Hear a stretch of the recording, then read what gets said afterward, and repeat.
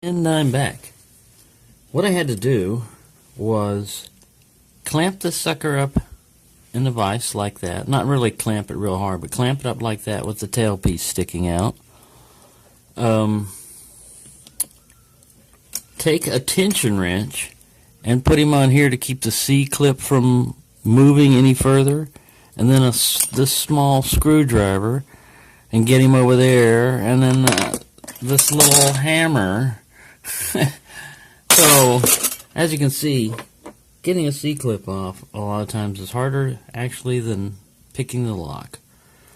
But I have it out of the way now. We can follow on with the gutting, which is the whole purpose of this, was to get to the gutting of the lock.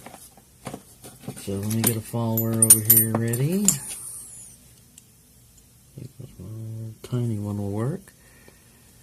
And we're going to go with the shim, just because it's just standard pins in here, but it doesn't hurt to go with the shim. And a lot of times it does hurt to not go with the shim. Let me get a smaller one. My shims are all mangled. Alright, got that guy in there. And let's see, which way are the keys? Pins, there we go.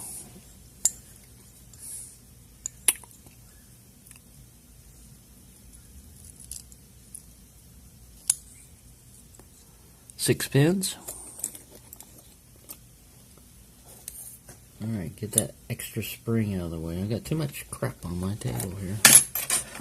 Let me dump these guys out. First I'll pull my key out of the way.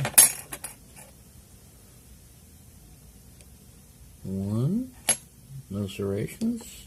Two, no serrations. Three, no serrations. Looks like they're going to be all standard. Yes, all standard pins.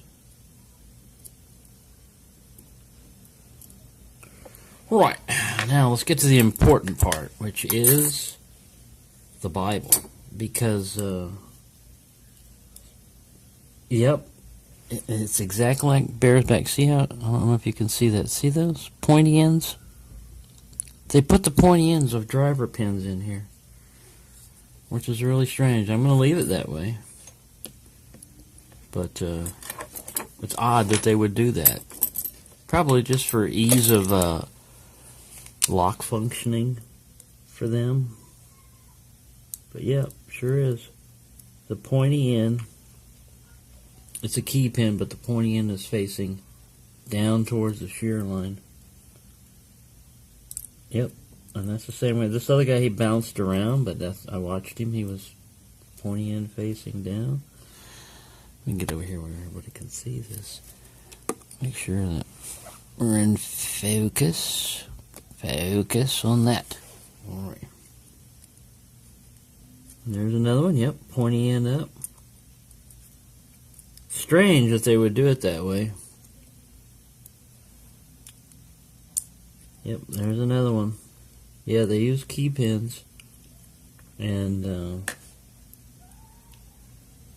I've done that before with key pins. I've used key pins as drivers, but I have the pointy end facing towards the spring where it doesn't make much difference.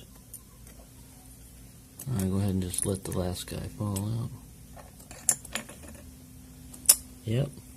Every one of them are just standard drivers, but they are all... let me go ahead and have some of the springs fall out for us here, so we don't get them lost. All of them steel springs. The infamous C-clip. I think that guy's an extra spring. Maybe he came out. Yeah, he's one of them. Right. So, there we go. Let me get this over here where you can see it a little bit better. So, yeah, they had every one of these. This guy's switched around. And they're kind of tapered, too. The ends are tapered. You know, not just the pointy ends, but the flat ends on some of these are really beveled a lot. So there you go. There's your Trimax, and the mystery has been solved, I think, because if they did it on one lock by accident, I could see that. But it looks like they're doing it intentionally.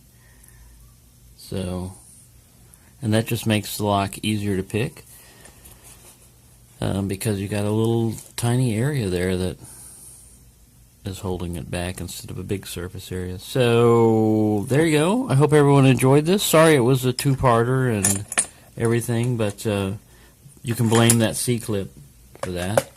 So there you go. There's your Trimax hardened Max Security. Max Security without any security pins. That's funny. Alright, so hope everyone's having a good time. I'm enjoying myself, and I'm going to be off on another adventure.